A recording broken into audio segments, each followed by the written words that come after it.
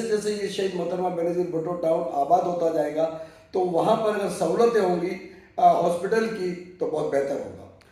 اچھا سر، اسی حوالے سے اگر کوئی بڑے تعلیمی ادارے کا بھی قیام اگر پاسبل ہو سکے سندھ گورنمنٹ کی طرف سے، یا یہ کسی پلان کا حصہ تھا شہید محترمہ بینظیر بھٹو ٹاؤن کی پلاننگ یا ڈیولپمنٹ کے دوران؟ جی دیکھیں، اس میں وہاں پر چھوٹی چھوٹی اسکولیں تو ہیں، کوئی بڑے پیمانے پہ کالج کا مسئلہ ہے، لیکن شہید محترمہ بینظیر بھٹو ٹاؤن جب اتنے بڑے پیمانے پہ جب پروجیکٹ رکھا گیا ہے تو اس کے اندر بھی وہاں پر اس کا بڑے کالج اور اسکول کے حوالے سے بہتر انداز میں اور چھوٹی ڈسپینسری اور چھوٹے